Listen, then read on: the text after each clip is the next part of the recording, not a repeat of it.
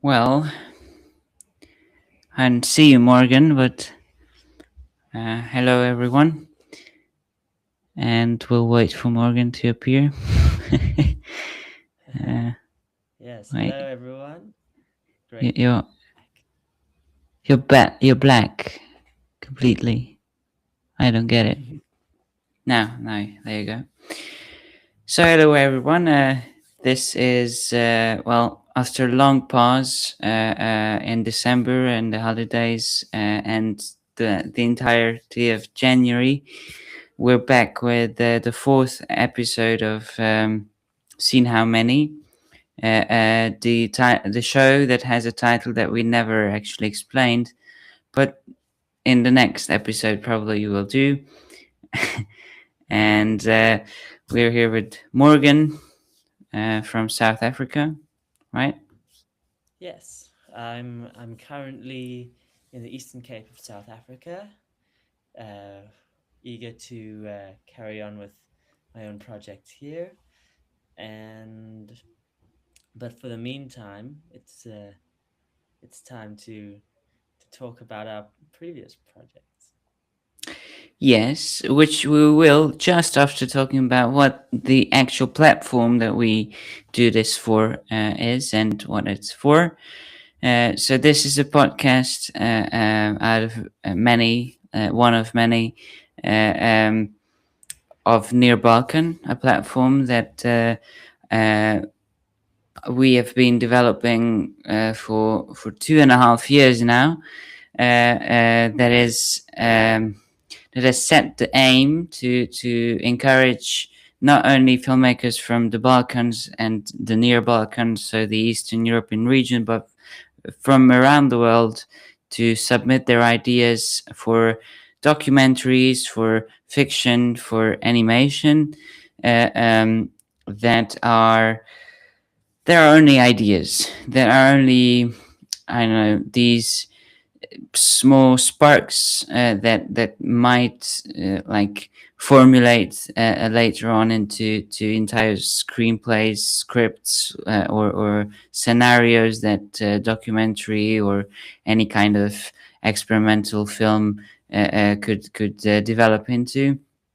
The point of all of this and why we want ideas from all of you is not for us. It's not we want ideas for ourselves. It's we want to encourage you to share your ideas with each other, for the filmmakers all around the filmmaking industry and the art form and all the artisans and artists of the discipline, to start working collaboratively, to start competing on the front of the ideas, and to encourage a kind of competition where not only the final products, the end results can compete with each other, which are already very subjective. How you make thousands and thousands of decisions on a film set, and it all starts from the idea. Why not start competing with ideas already? Because there are many films made that have no story whatsoever, no dynamics, character dynamics, no story, no plot, and most importantly, no message. So if we are able to set up a competition, and I really hope it's going to work out, with amongst filmmakers competing with the messages behind their stories and the dynamics that they built upon them and the metaphors that they built layers and layers and layers above all that, then I hope we can build a foundation, a stronger foundation for better filmmaking, story-wise, message-wise, and incentivize quality filmmaking, I hope. Yeah, but also creating a network where people can support each other's visions and help them get to a stage where they can compete on the stage of some sort. Exactly. And so this competition is for money. This competition is for audiences. The main aim is that if you have an idea, you can already sell premiere tickets with that, because an idea can be presented as a teaser, as a trailer, and that's the only thing people have when they buy their tickets to go to see that film in the movies. So in the platform, we have as a realistic aim, one film idea chosen, let that be animation, documentary, or live action fiction, every 2 months. And it's a constant competition, but we end a competition round every 2 months. And that one winner, that film takes all the premiere tickets that the users of the site vote with. So everyone buys a premiere ticket for the winner that they don't know which movie is going to be, but they vote with their tickets to any of the entries, and they collectively are able to attend the premiere after a year of production for that short. These are short films, obviously not for the documentaries, but for the rest. For the documentaries, which are usually small budget anyway, they can be any length that can be done budget wise. And so the aim is to package all of these things that we produce in these cases, that we are able to film as short films, as proofs of concept, and to move these forward, to package them with an audience already interested in them, for film financiers, for big studios and state subsidized filmmaking companies, and to actually make them like live action feature films, in at least in that format, after all the attention has been brought to them. Yeah, but enough about Near-Balkan. Let's get into the podcast. Yes.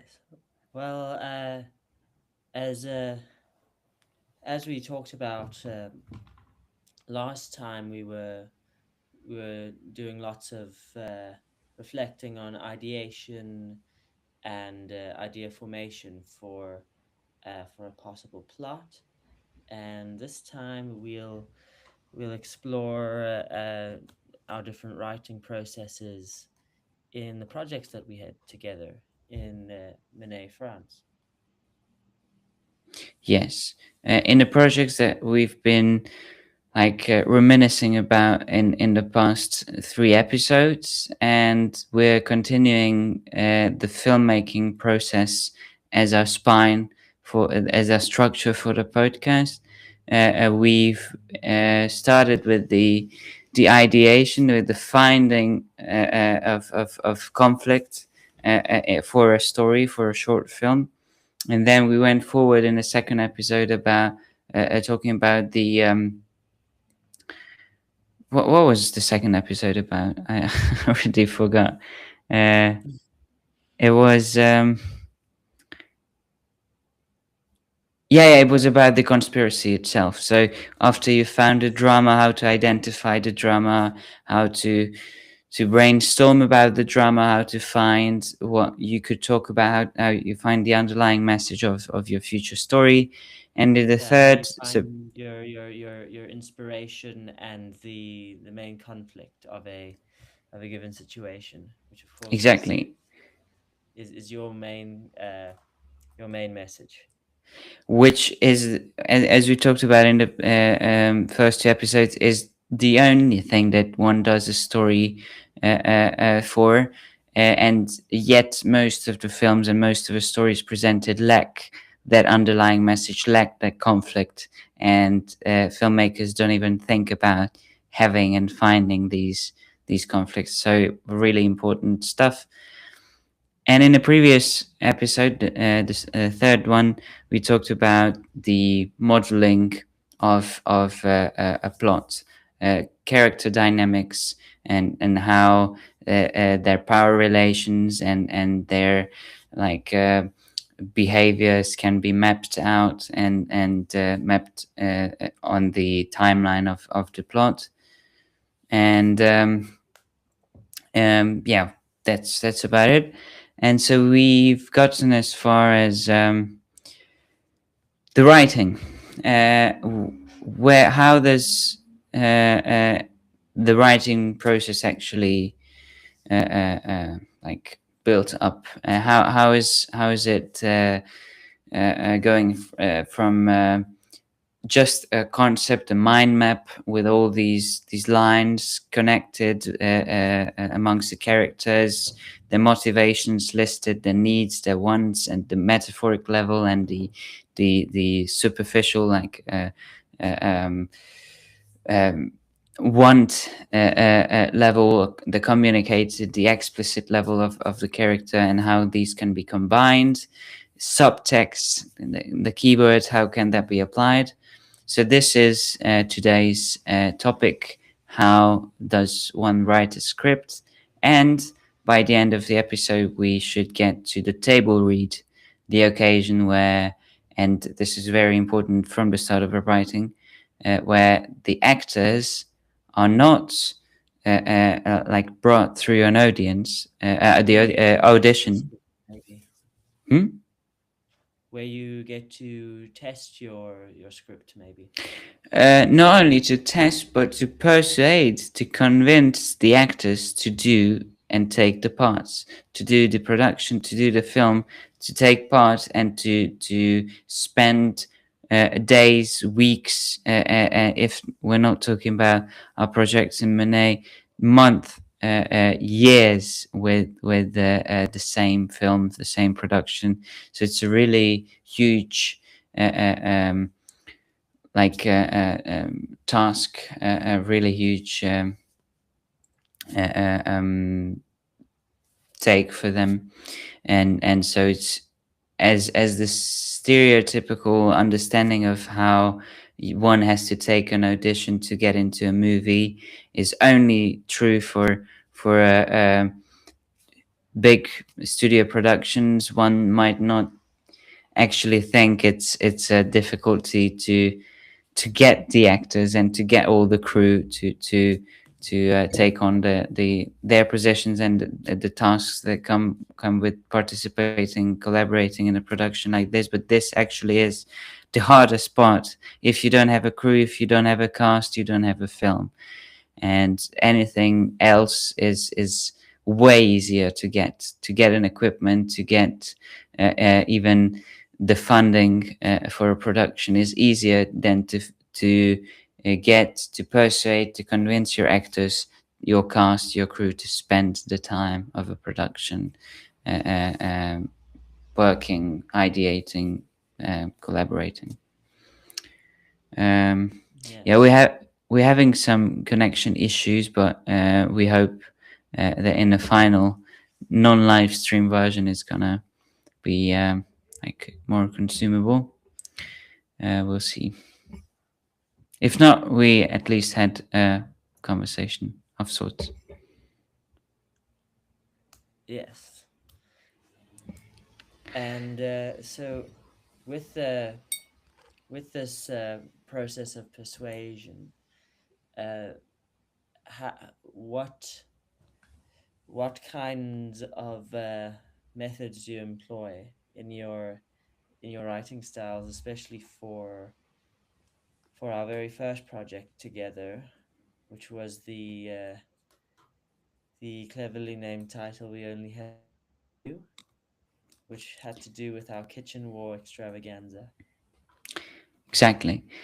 So the project was, and we talked about this project in particular in the previous episodes, was feminist revolution. The theme was feminist revolution, and we had like our like our biased understandings on how like neoliberal vogue politically correct approaches try to influence the not yet followers of the ideology with the sensitive approaches to minorities and to disadvantaged and discriminated groups, and how for example feminism is talked about, and how it's educated upon how the feminist ideas, the liberal ideology is presented to those that are either not yet educated or deemed the problem, like the sexist, patriarchal regime and status quo. So this was presented as not as a right-wing critique. I tried to critique from the left. The problem is obviously not sensitivity and approaching a patriarchal society teaching sensitivity. The problem is the superficiality and the hypocrisy when there is, and usually there is, behind. And so we went to the project already as already with the understanding of what sexism is, of what patriarchal society is, of what the main problems are, and of course the sharing experiences about understanding each other's opinions, each other's backgrounds, and whether some have already experienced as victims the patriarchal status quo. And so, yeah, go ahead, Morgan. Yes. So, of course, in the background, of course, all of these things were in our minds, but where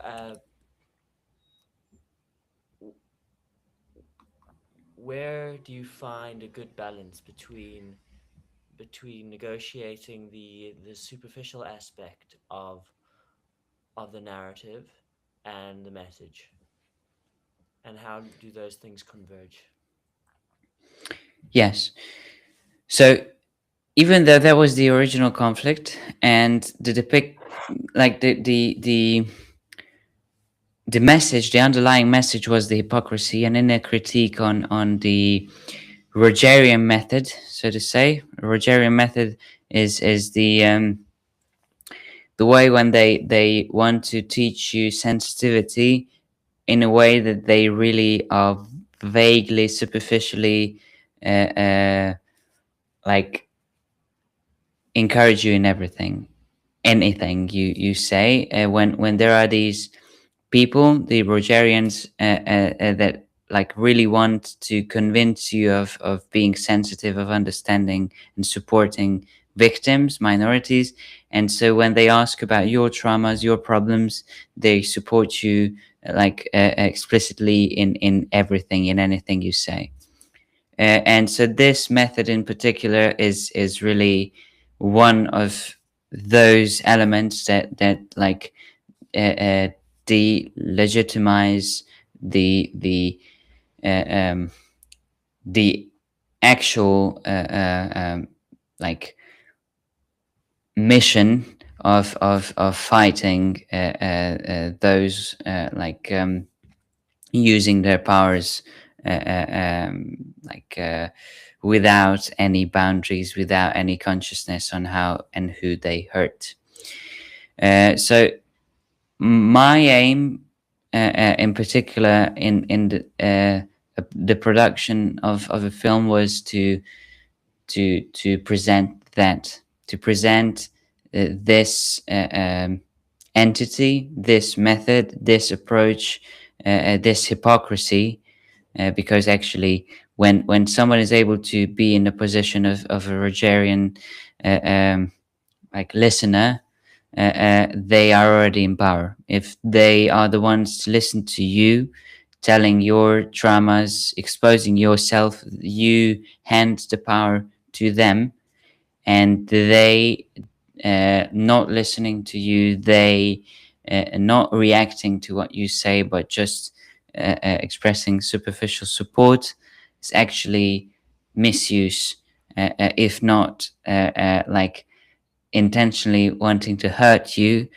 but misuse in a way that they like bagatelize anything you say and anything you present to the level of, yeah, there are problems in the world and you're part of that and now you know, and not trying to like deal with specifics of traumas and specifics of social dynamics.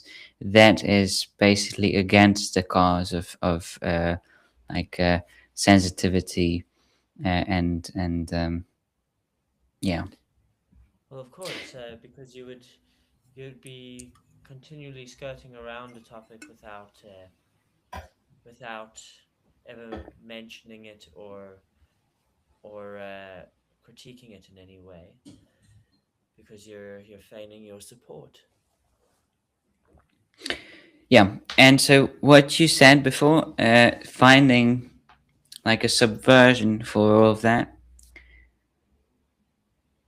I myself, and as we went through the writing process, we kind of contacted each other and asked, brainstormed together at some point. I had a problem, I had a struggle on my workshop, which was writing a script and producing a movie afterwards. I started my workshop in the 3-week project on the 4th day, and it went like fine for a couple of days, and then when the topic kicked in and the safe space should have been built, or at least it was set to be built. There was a foundation of a safe space mentioned, yeah. Yeah, from that point on, the censoring, the comparison for any activity, any production, any workshop was compared to the quality of the imagined safe space. And so the safe space, and this is where I try to point at the hypocrisy, was not about like finding the similarities and the differences of the participating people, the ensemble, and trying to find like common understandings, building a common vocabulary, and having the safe space of not like applying critique on each other that's so harsh that this encourages them of exposing themselves, the participants, to each other. It was compared to an ideal. It was tried to be built the safe space as we learned about it, as we heard in the news, as we read about it, how does a safe space look like. And so this is the worst thing you can do, because this compares the thing that you collectively build to your own like vague experience and understanding of something, and it will always be like put together by different understandings of all the people wanting to build that safe space, that ideal, of their differing views not even being recognized. So you build something together with different knowledges, with different approaches, thinking you build the same thing, but actually what you do is just comparing how others do it and how you do it, and comparing like you understand how it should work, and then there are the others that are doing it wrong. This is the usual approach. When we do things, we critique, we compare, we like most of the time like treat our approach as the right one, and those that don't meet the requirements of our own, we critique them as the bad ones. This is not the problem. The problem is that with the concept, or any concept like a safe space, that is a dynamic applied for a collective, for a social group, you can't do it on an individual basis. You can't compare it to individual standards, because in the end, you're going to discriminate on the participants of that group, because you're going to critique their approaches of building the thing. That thing in itself is a collective coexistence and not an individual like building. Yeah, well, I mean, I suppose you could liken it to a living organism, or maybe a human body, where for a given task you'd need the head, and the head can suggest the proper way of functioning in a given activity. And I suppose we were all either trying to be heads, or not, or no one was encouraged to take that spot solely by themselves. Yeah. And so what happened was that our like workshop where we brainstormed about how the story could be built, what plots we have, things that we like showed the structure for in the past episodes.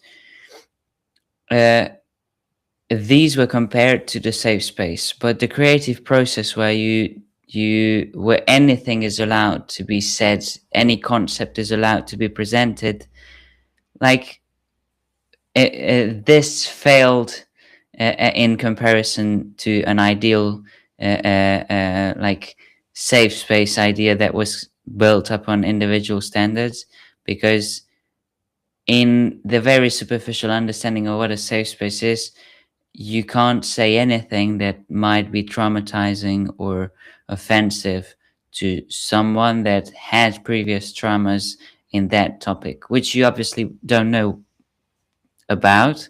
You have to discover, but to be a safe player, you shouldn't try to name things, to talk about things, to debate topics that might be hurtful. And that also means that you shouldn't discuss the problems and the hypocrisy of the very community that you're in. And so this is what we do in the social process. This was the complete like opposite of what was expected from us, but otherwise we couldn't have done a great story. And so this is why, yep, good. Caught in a catch-22 situation there, because the only way we manage to write anything at all is when we have something to write about. And more often than not, especially in a narrative situation, there needs to be moments of tension that we can, as writers, communicate about, and what certain flaws are in the characters we're portraying. And of course, if we're deriving our story from the current situation, we are always liable to offend someone, and expecting both a good production and no tears shed on either side might end up being an impossible bargain. Yeah, so that's where subversion and finding a metaphor and allegory for all of what you want to say is really needed. And well, in any other case, it's needed because that this is what makes your story immortal. This is what makes your story interesting. This is what gives character to it. So the writing process of finding the dynamics that we talked about in the last episode, in between the characters and all that,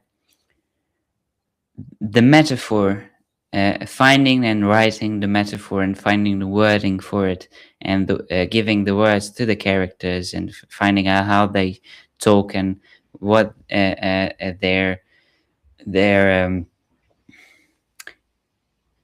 approach to the other characters and to their own goals is in the explicit way, not only on a map, on a mind map, but in a form of speech, in a form of actions, in a form of looks, because we don't really discuss the looks of the characters when we do the mind mapping, not much at least of them. We don't know how they dress. We don't know how they tie their shoelaces. We don't know how they, I don't know, how they move. We don't know how they walk. We don't know how the mannerisms of how they talk. This is all coming together in the writing process. It's like looking at a sketch, looking at a draft, and finding the form, the shape that connects all the dots that the map shows you, that the sketch, the draft shows you. And so connecting the dots is the hardest part, because this requires the most creativity. Putting together like a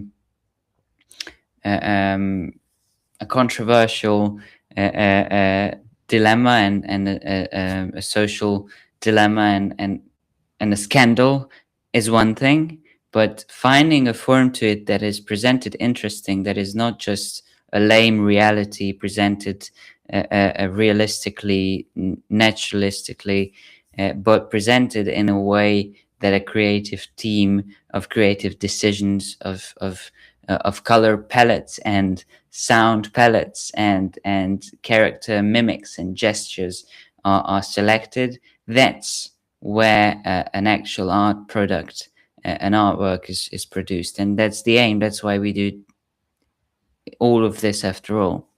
Because if we only had stories, if we only had the problems, we'd be journalists. But we try to aim for more. And Okay. yeah. And this place where you're aiming at, how do you know when you've found the right metaphor to make a story palatable? Well, imagine, and now I try to like lure you into being and acting as a writer, approaching it.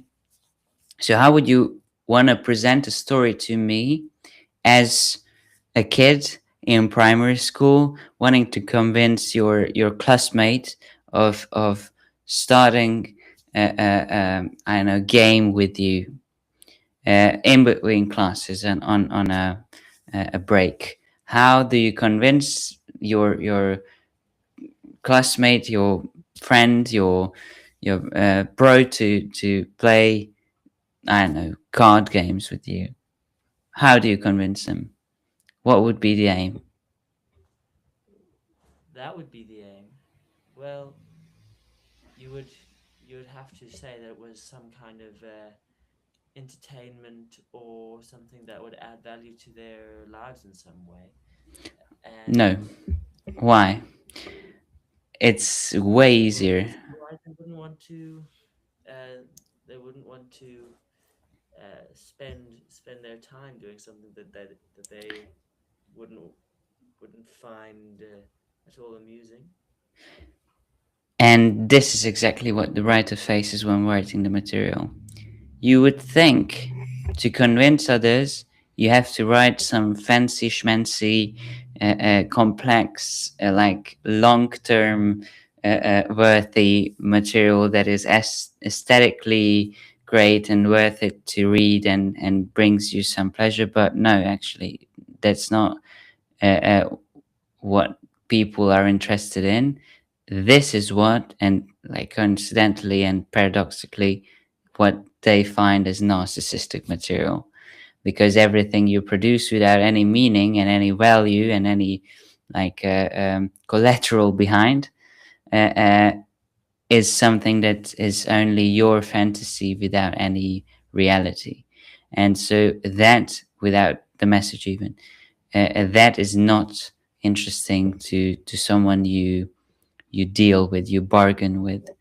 And in that case, when you want to convince your schoolmate, your classmate to play card games with you, you have to be like, you have to play smaller. So how would you approach it if not this way? Well, I mean, personally, I've never had a problem with encouraging card games in the space between classes, but I would need to say that it would be a common interest. You'd find something common to begin the obscurity. Yeah, it can be. And that's the best case, when you just have an idea to do something and the other would be keen to do it as well. And most of the time it works. But still, imagine that the other one, spending the break in between classes, would have other choices, would have a choice to play outside and playing football with other classmates, but you in particular want to play cards and want to convince that, like, potential future friend, classmate, to rather play cards with you, not going out to play football with the fancy guys. So stakes are there. What do you do? Well, the stakes. There would have to be a way of explaining your passion for the card game, or the narrative, as it were, which serves as a hook. Okay. But what would that hook be? How? And we're really clear on the circumstances and the stakes. It's a card game in a break, and like, time is limited. The break's gonna end, and you want to play, and you don't want to lose the other one. Hook. What could the hook be in this situation? Well, I'm not. You don't have to change the world in that one idea. It can be a really, like, everyday thing. Yes. Well, I mean, so far as bargaining is concerned, this is a thing of which I would normally struggle with, and that's why I asked you. Okay, fair. Yes. Well, of course, I believe that when it comes down to entertaining people, or getting them onto your perspective, you would need to show them what makes this piece of information important, or what sort of enhancement they can see or perceive. Still not. Still wouldn't be convincing enough. The only thing I think, in my experience, works in persuading people to do everyday tasks and simple tasks and make these decisions when it comes to bargaining is Suggestion. You have to suggest that there is something behind. There is something that they can get, that they can acquire, that they can achieve behind that would make them more wealthy, if in experience, whether in monetary terms or otherwise, that would make them more, but not telling them. It's not about describing these qualities, it's about suggesting there's something that they don't have. It can be information, even it can be skill, it can be experience, it can be money, can be advantage, anything. And when in that situation, and let's close the scenario, when there is that break and you want to convince the friend not to go and play with the others, but to play with you, you have to incentivize playing with you. Why is it worth it? And you don't have to have a real value behind. You just have to suggest that there is something on either on the long run or just on the short run that they're gonna get and that they don't have. And that's it. And so when talking about stories, when you convince that other one to stay with you, when you do the suggestion, that's the writing itself. That's the form in which you speak, in which you approach the other one, in which you sell the idea. That's the story. That's the writing. This is how you write a script. You want to sell that idea. And this is the impossible task.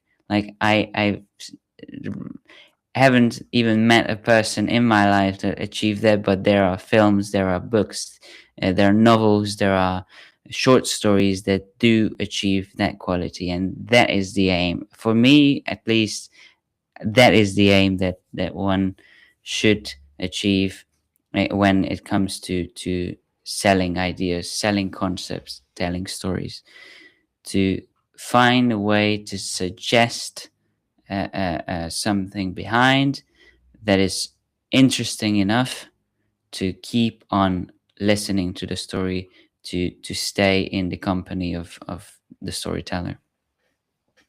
Like imagine Forrest Gump on the bench, sitting next to Forrest Gump telling the story. It is interesting because it is a character telling the story. It has a characteristic how the story is told. And Forrest Gump doesn't really have anything huge to say that would make you, I know, he's not trying to sell you things, telling about that the product's qualities. He's only explaining his own story, and yet you're invested because you are suggested to that there is something behind that explains why things you're gaining are something from the story. Yeah, exactly. But what you're gaining is just more information you don't have. And for most of the films, it's info. You see something suggested. How is it suggested in the case of Forrest Gump? You see a traumatized character. You see a handicapped character. You see a character with certain characteristics, and you want to understand. And that is the suggestion part. Why and how is he made to be that way? How was he traumatized? How did he live as handicapped? How why does he talk the way he does? Why is he proud of the things he talks about? And that is basically the method of incentivizing listening to a story.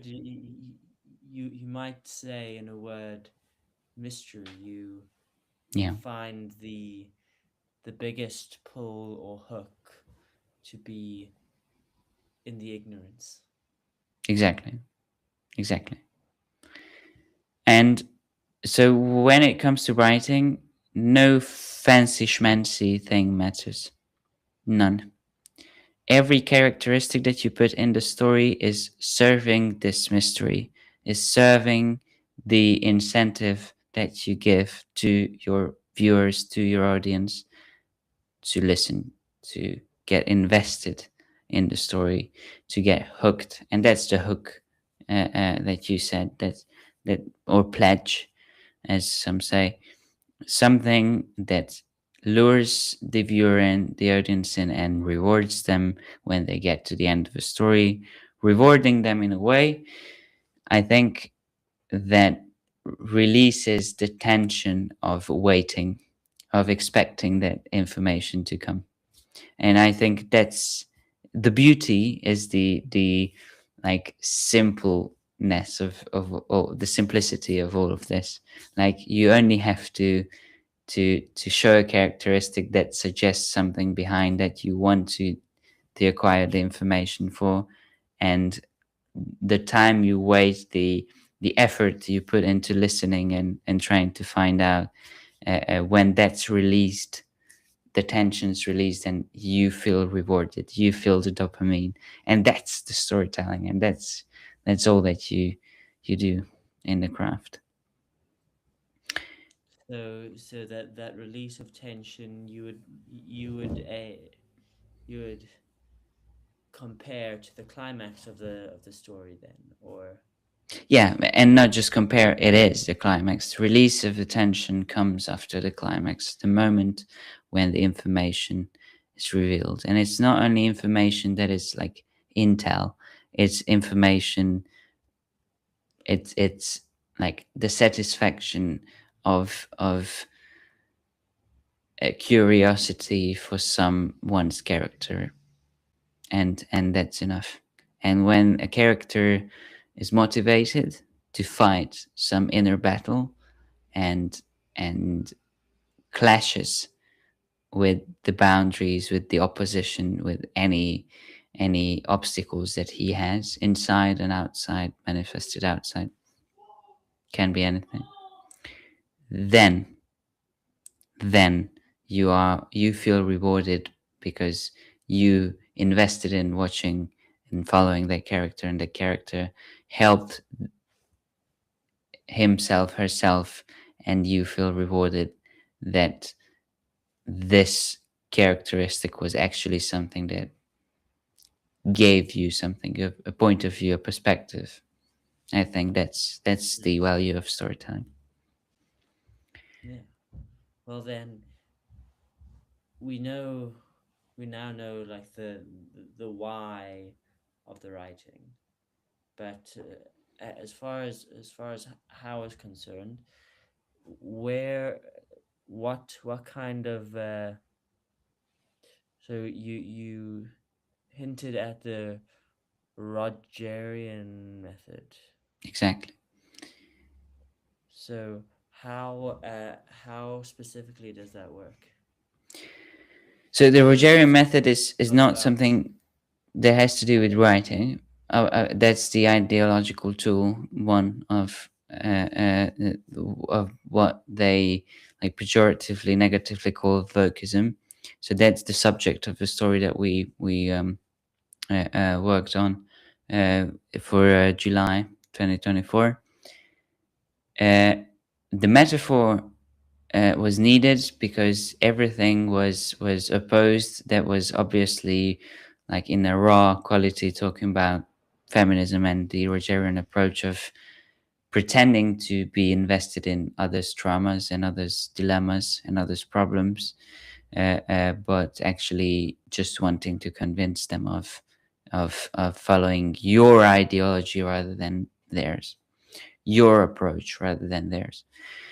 So this hypocrisy was to be like written about. The story had to be about this, but it was obvious that it cannot be told the way it appears, it exists. And so in the project, I struggle a lot finding the way, the metaphor, the allegory to talk about all of this. But then I didn't have to wait for long, because this method of wanting to convince others of your own ideology and to follow the same approaches and same beliefs came in different fields as well.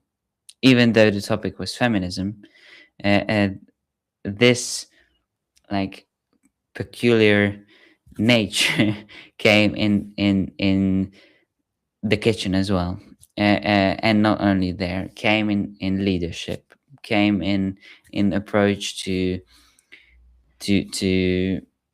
decisions made on what workshops should be done and what should be cancelled, and you see from that only. So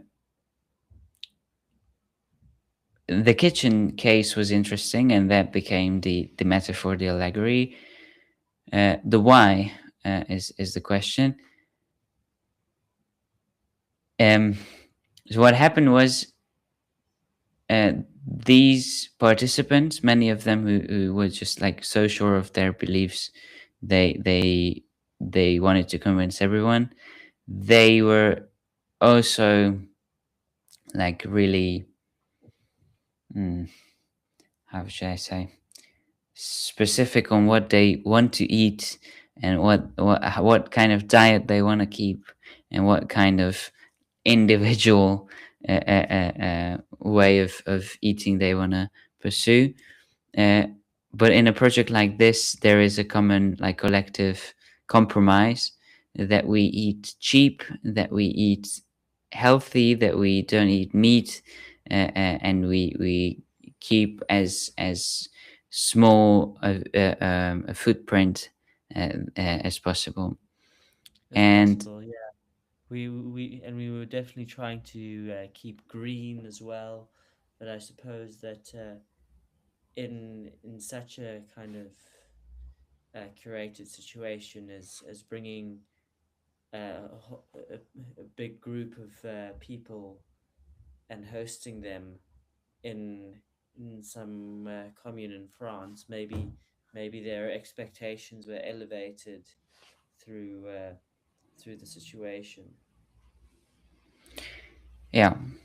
And so this approach of the Rogerian method, when it's not about, but as a mannerism is kept, but it's not about spreading sensitivity and the approach of sensitivity and inclusivity towards victims, towards minorities, towards the discriminated.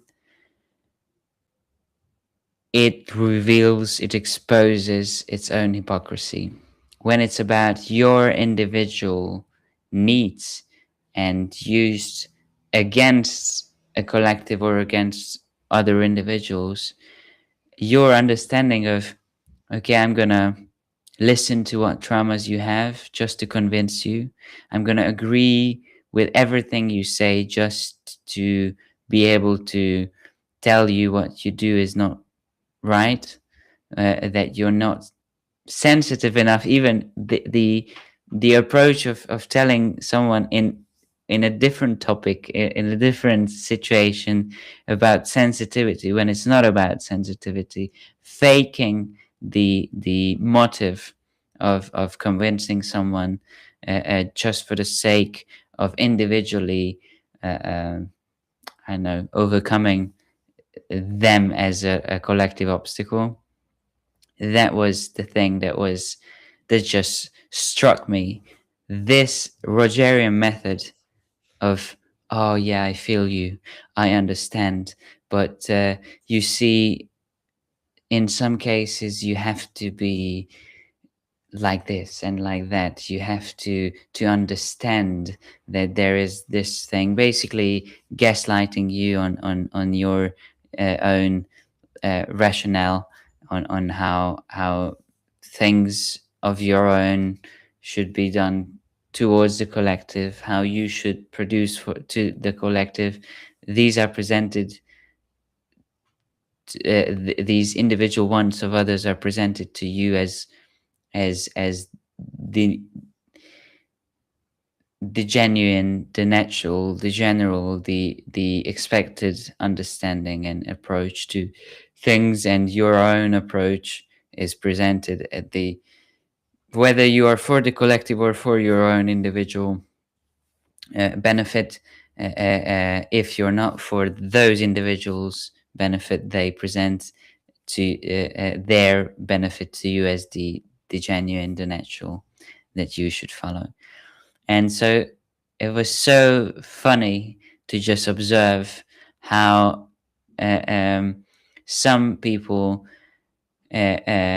went about and were so sure and so confident in that things should be under control, that taboos should be set up. There are some topics that one shouldn't talk about. There are some rules and some standards that should be kept. And gradually, it was more and more and more individual needs and wants and benefits that they wanted to get. And they pushed it upon the community, onto the community. And Yeah. in a certain way, that all ended up with a whole lot of alienation in that project, I think, where no one was really talking about the problem. Of course, that is kind of our main theme, and most of our in most of our topics of conversation and our writing pieces. But somehow that that that superficial quality of of uh, of their supposed agreement started to falter. Yeah. And so enough about like general stuff. It was really fun to see that on a leaders meeting where there is an obvious hierarchy. There are leaders of teams. Some proposed that the chef, the kitchen staff even has to be taken for a walk, to be told that what they do, how they prepare the food, what they prepare as meals should not be prepared the way it is, and they should learn to do it another way. And it was planned, it was agreed upon by the leaders that it is the right way. They have to be enlightened on how these things should be done. And I mean, yes, you can have disagreements with how a food is done. You can have collective decisions on how it should be changed. That's not the problem. The problem is the hypocrisy in uh, a project with the aim of spreading the approach of sensitive, like spreading the approach of sensitivity itself and understanding each other's points of view. Yeah.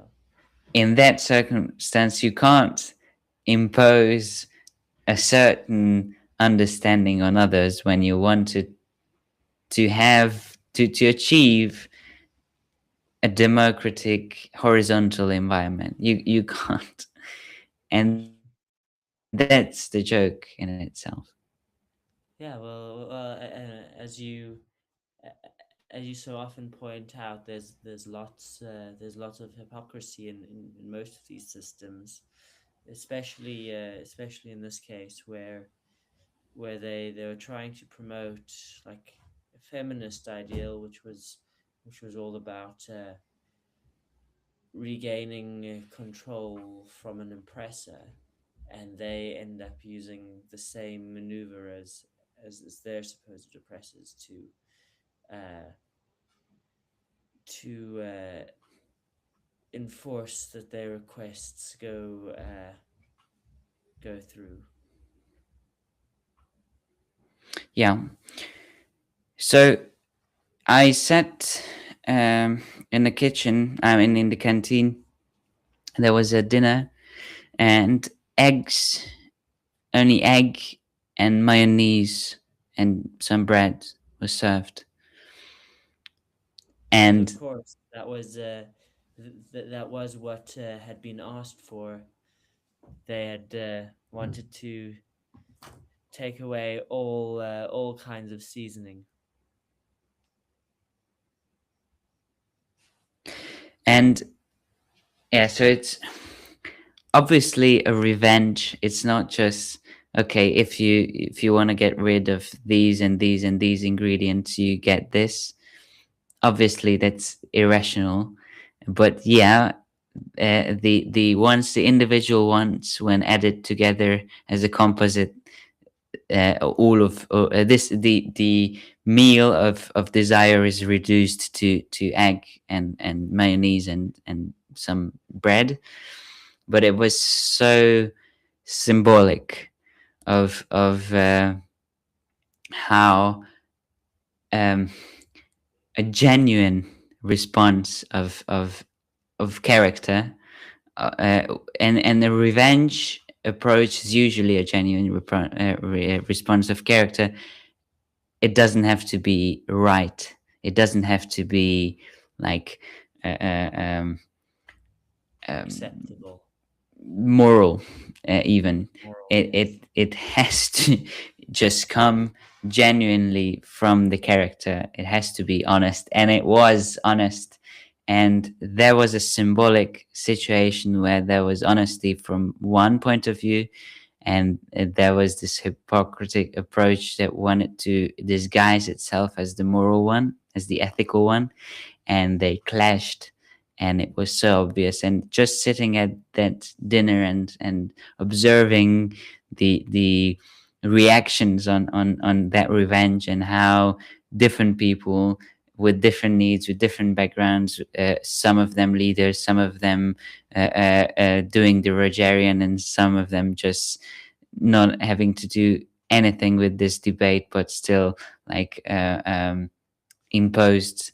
The revenge was still imposed upon them. It was so fun. It was so fun, and I knew instantly that this is it. This is how the Rogerian This method was should be what you talked needed about. to write about. Exactly. And this is how a film about the problems of the approaches of contemporary feminism came to be a film about Food wars. kitchen wars. Yeah. And yeah, It's good, and of course, you found that point of interest and point of maximal communication. yeah. And so the difficult part is you have to give context for a new coming audience to understand your point of view, especially if it's radical. Like in our case, it is radical. Having a critique on a movement, on an approach of a movement that is not general in itself. Not everyone is included. Not everyone is informed about what the aim, the approach, the goals of feminism is, and how they do that, and how they find you. It's very niche, even though it shouldn't be. And the problems in the approach are even more niche, and how you can present a niche inside a niche is a task in itself. And I don't think I managed to achieve that. I don't think I was able to present to an like uninformed audience the problem and the context at the same time. I think I only managed to write a satire for the people that already have experienced the problem. And I think this is where a writer should get to. I mean, not where I got to, but where you can explain the context to anyone that has no knowledge of what the context is, give a context, present the problem inside the context, and give a critique to that from a superposition, obviously, not from a character, not in a propagandistic way. Yes, of course. Well, I believe that potentially that that is just your style of writing at the moment. It, in order to, as you say, resolve tension, you you end up leaning heavily on like a comedic setup in a way, um, which makes it difficult to get a whole lot of uh, contextual cues, especially if everything's about driving tension home. It's difficult to find, especially in like a 15-minute movie, how to balance that correctly. Yeah.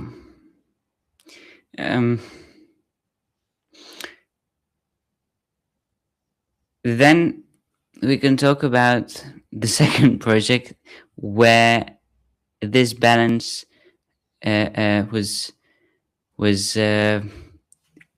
met even less. This aim this like trial failed even more when I wrote a story about my own family and my own family dynamics, and I don't remember why and how this topic came about, but I had this in me. I wanted to expose the like unjust things that I felt in debates with my own family, and I wanted to make a satire on that. But at the same time, I kind of didn't choose to do a satire. I chose to do a drama without any moral, which is not a story at all. But at least I made an example, a case on what the majority of films look like, and I think that was an important experience still to have. Although I'm sorry, I did impose that on all the filmmakers that were part, but at least we had fun. I mean, in the process, it's not the thing. It's not the end result in these projects. Yeah, definitely. I mean, I for one definitely enjoyed the filmmaking process there. Uh, I feel like that that instance when we were trying to formulate ideas and write scenes for a potential, we we didn't have anything suitable for the theme. No ideas were arising which would have an emotional impact of any sort.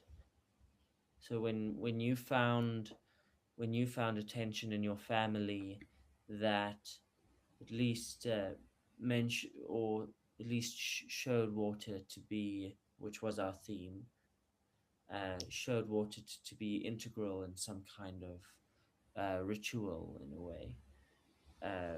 We had to go with it, and especially all the dramatics which ensued.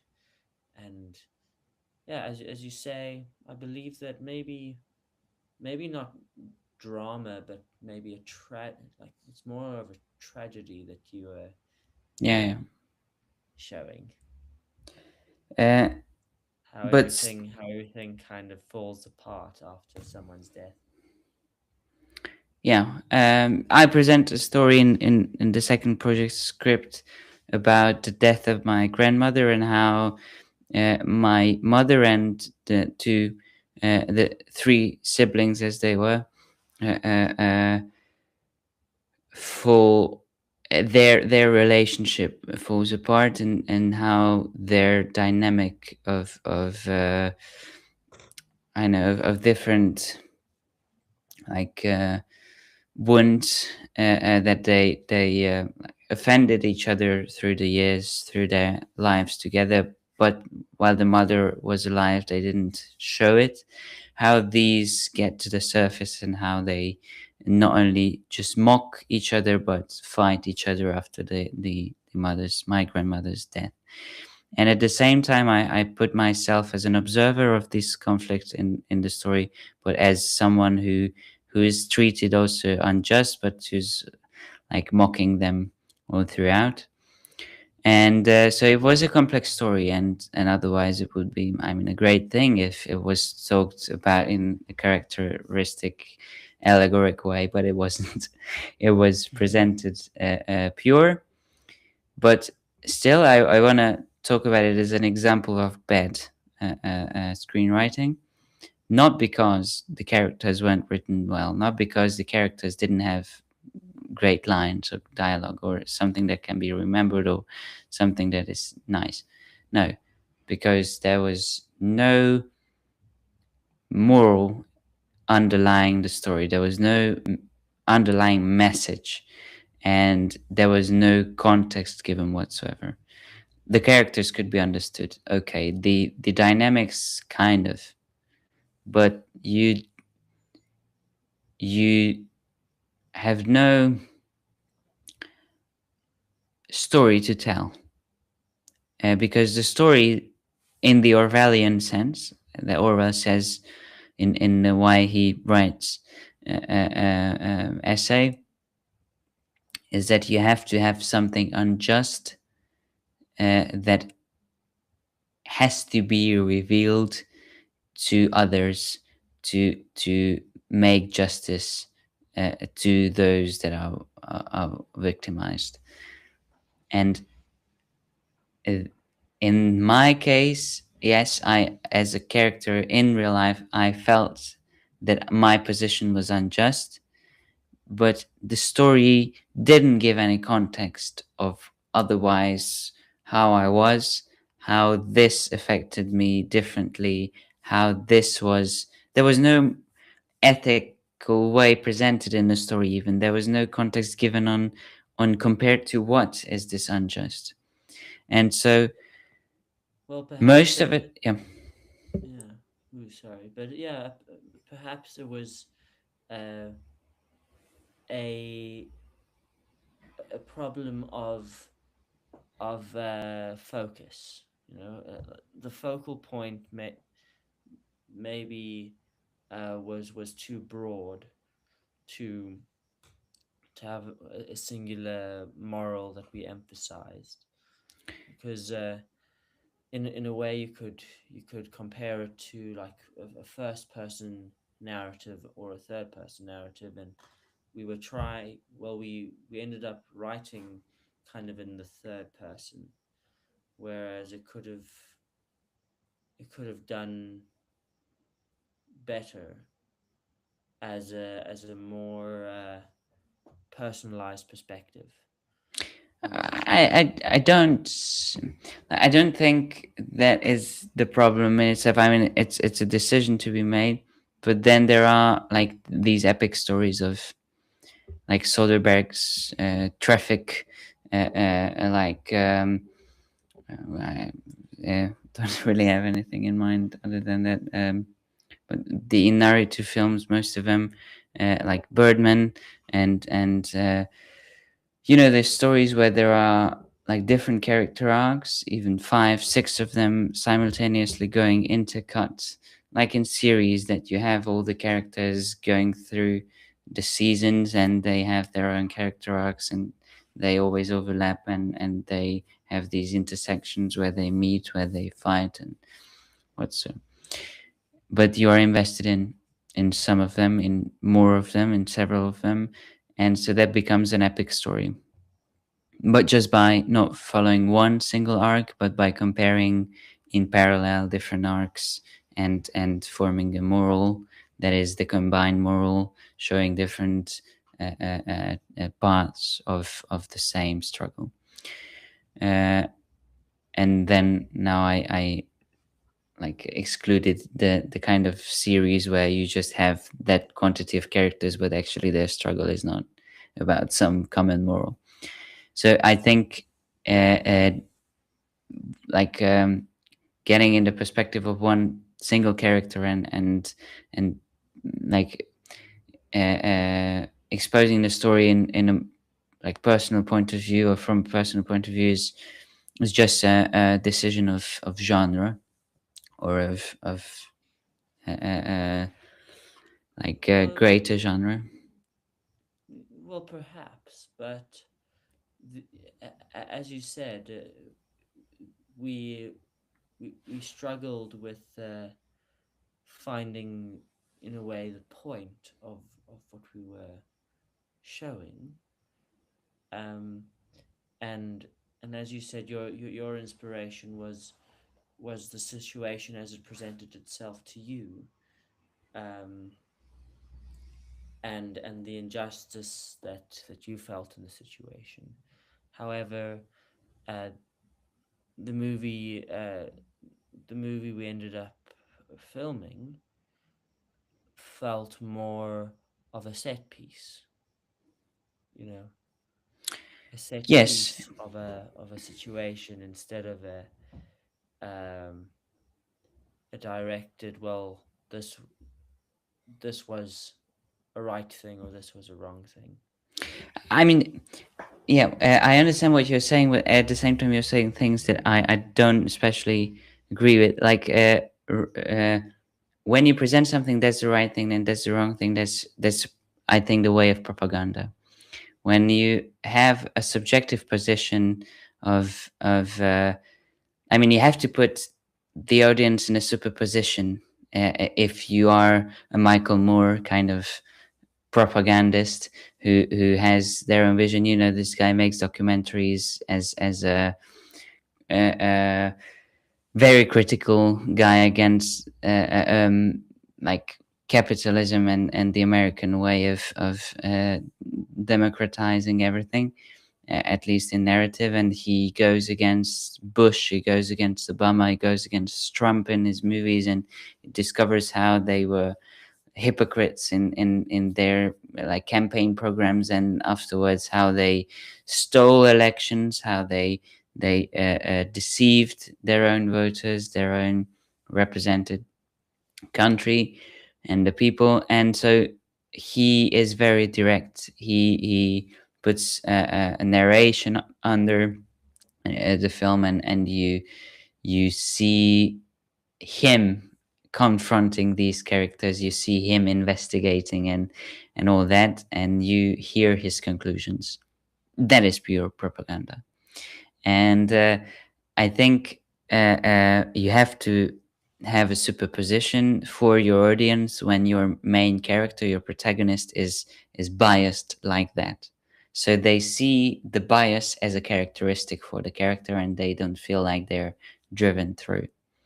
Because otherwise, contemporary politics is all about not revealing, not admitting that you're biased and what you're saying is biased. So basically, mm, like producing propaganda, not admitting you're producing propaganda. And so art and objective media, and I would it doesn't have to be art and it doesn't have to be objective. If you want to produce something that lasts longer than just a present motive and a present like issues solution through a propagandistic persuasion, if you want it to be, if you want it to have a moral that will be a moral that people will use as something that they can feel, that they can attach to, then that has to be intersubjective, at least, if not objective. You have to show different points of views. You have to show the biases as characteristics and not as the right thing, and especially not as the moral of the story. So with that part, I don't agree, but I see what your point is, and I want to apply that to what I made as a mistake. And this is just a I mean, great set. Yeah. I, I wouldn't think that we're too opposed on that point, actually. I just Okay. feel like maybe we struggle with finding finding uh, finding agreeable terminology. Yeah. But I Yeah. feel like yeah, like we it can be an intersubjective piece, but I feel like maybe in this instance, we didn't manage to capture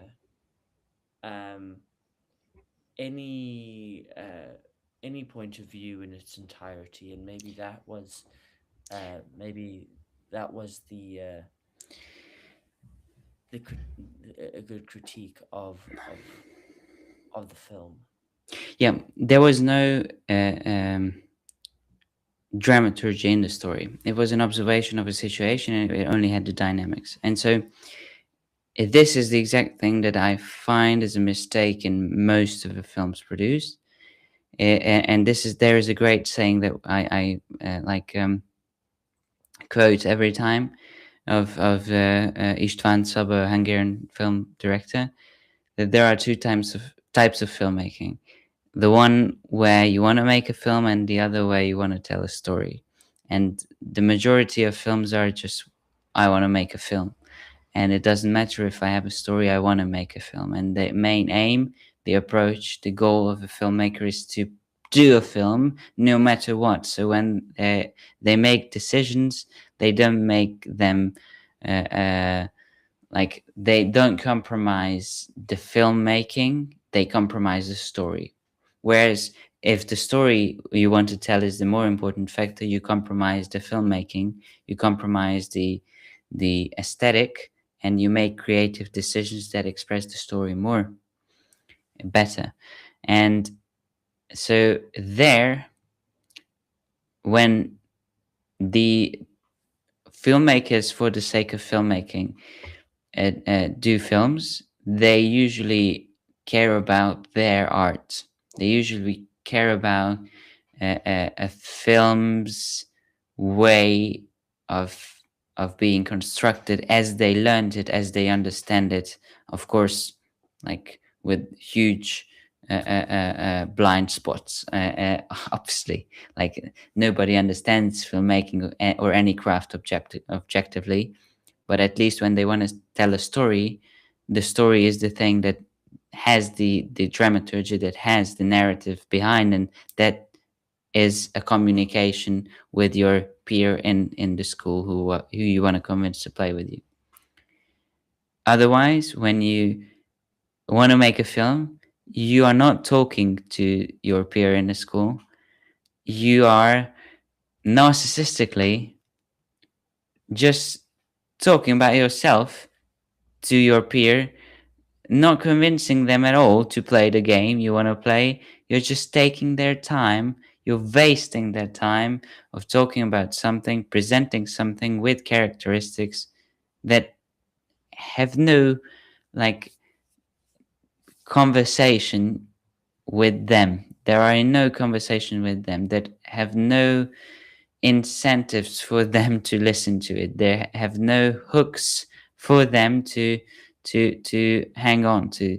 They're not attached to anything you say, because you invested all your energy and you made your decisions in favor of you producing something of your own.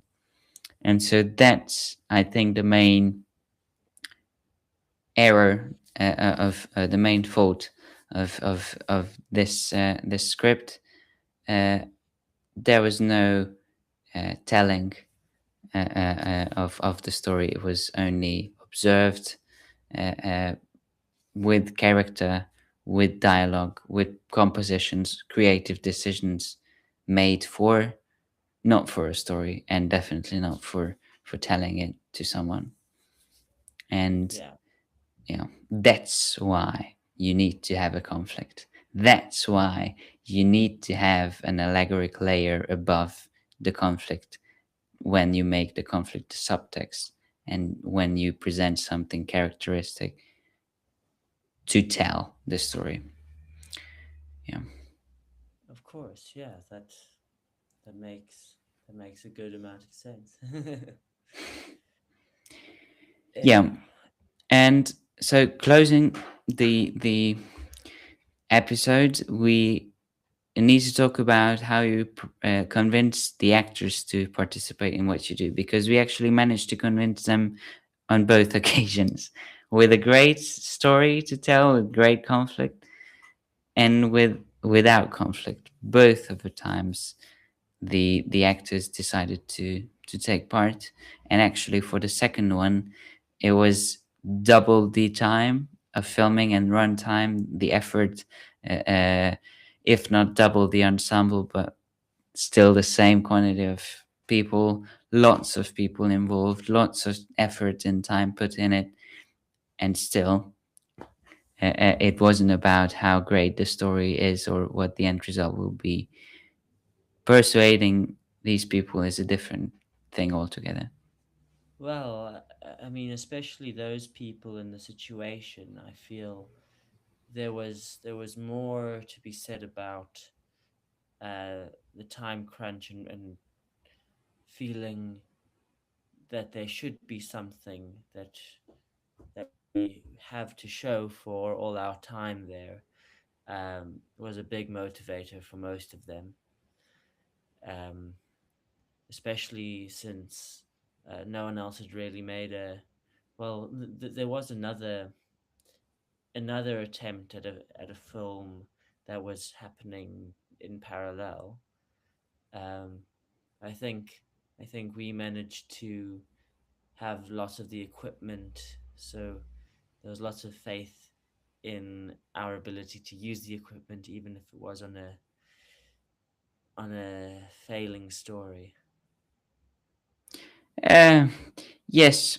So you presented the main motivation of wanting to do a film. Everybody wants to try how it is in a semi-professional or professional environment, to use filming equipment that looks professional, to try out the situations where you are doing scenes and takes, and everybody has their own task to do. Yes, this goes once for everyone, but otherwise when you persuade actors, and actors most of the time are professional actors. They know how it is, and they don't only do it to experience it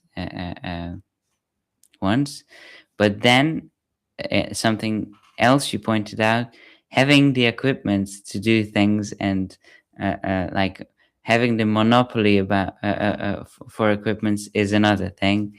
It's like having the funding for a film. Like many of the actors, and this is a major problem around the world, the actors and the filmmakers go after the resources, and most of the times the resources are in the hands of wealthy people who by default don't have the conflicts. The conflict and the money doesn't go together, and naturally there has to be a talent, there has to be obviously a conflict and an approach to tell the conflict. And so yeah, these things are yeah, but set them aside. If we want to convince an actor by material to take part in a project, why and how can we as writers incentivize them, convince them to take part, to take Yes. on a huge project and a huge effort? Well, yeah. Well, of course that is the table read, and I still wonder the same thing for that second project, because whenever we reflect on it as a group, it seems like everyone gets a bit bleary-eyed and confused as to how we even managed to make the film at all. Which is naturally a good thing, because if something's pretentious, if something sets a goal that it seems like unmanageable, then there is something that is of extraordinary like value, at least in the effort. And it has to be, when someone wants to tell a story, it has to be extraordinary, otherwise it won't be interesting. So when there's just a lame effort of, yeah, there is this, it's already set up, so we do it, it's not gonna be great.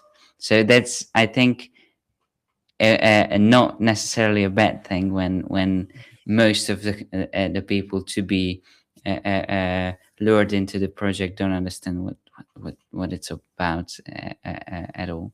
I mean, altogether. But the table read is an important part of the entire process because that's a collective experience.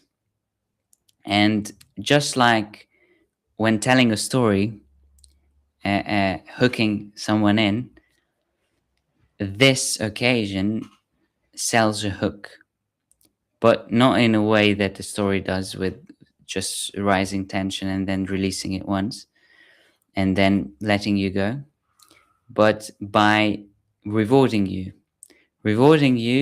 with a knowledge, with an experience that only a certain closed group has. And I think that's another thing that a story has to have.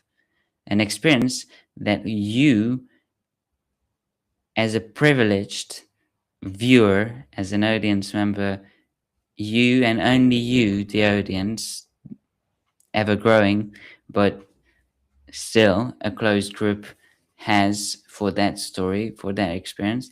And they will look at the world differently because they have that information, they have that experience.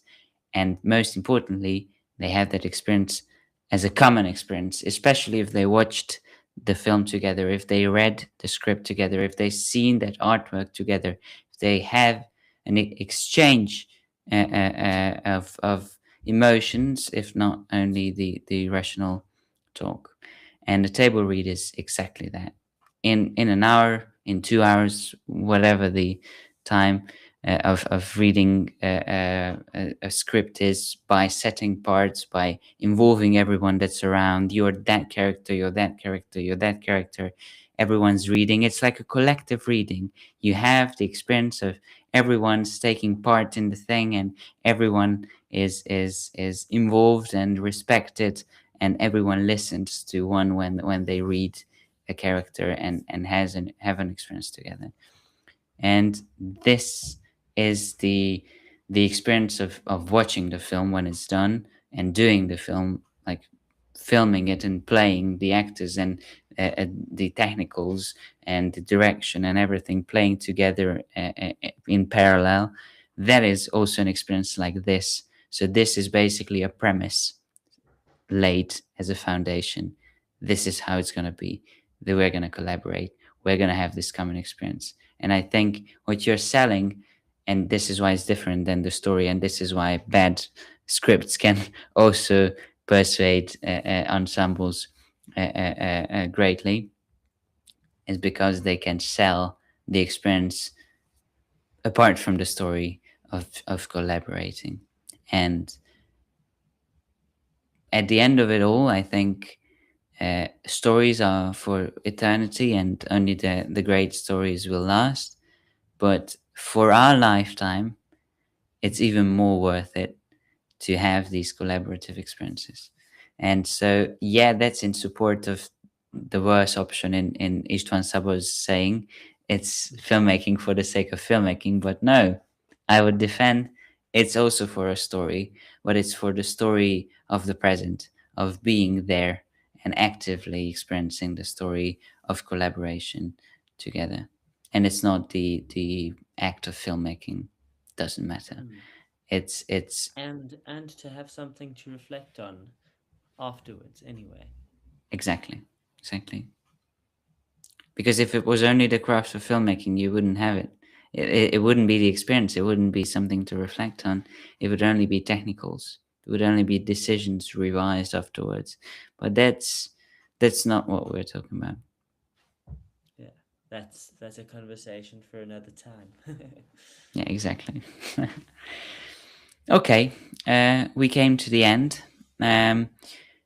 So next time we're going to talk about the shooting and the editing. How do you like plan for a shoot? How do you do a storyboarding? How do you do a shot list? How do you do logistics? How do you plan with the equipment and the people on the set and the actors and the crew? especially if in a project there are parallel workshops and parallel other shootings and all that. So how you manage to plan something and make compromises and finally make those decisions that are forced decisions by time and by pointing guns and stakes, for you, the filmmaker, and all the creative collaborators. And and after, I think shooting in itself is an episode. We can come to the conclusion with the editing and the premiering of a film, how it's how the final decisions and the actual filmmaking, the as they say for the editing, when you do the actual film that's going to be presented, when you make the actual decisions, where you can still decide to reshoot something and to cut out something entirely. And so that is a process and a discussion in itself. So I think there's definitely 2 more episodes in here. What do you Yes, think? well, at least a couple more. Yeah. Yeah. And I hope other than Other than that, yeah, would say, well, to follow us on the on our apps and platforms. on our apps and platforms, but firstly on YouTube, where you can see this podcast, and then on near-balkan.com, where the ideas, your film ideas, your film drafts, if we manage to encourage you, or if you would have done it anyway, could be uploaded, could enter a competition with other filmmakers. So please, let's do something in this life that's gonna be worth it for real, and let's share our experiences, our stories, and do Yes, it and support for the each other quality. in producing these wonderful works of art. Exactly. So thank you for watching, all the 2 or to 5 people that were here, and all the 10 that's gonna watch afterwards. Hopefully will increment and exponentially like add up in the future. But Gain some attention. we'll try, but at least for now we're just having these no pressure conversations. So far, at least it's honest. We're Yes, not incentivized being and subsidized. Yeah. Okay. See you next. I don't know, 2 weeks from now, probably, as we are yes. always doing this with these postponed occasions. See you then, and good luck until then. This was See Now Many. Yes. Until then.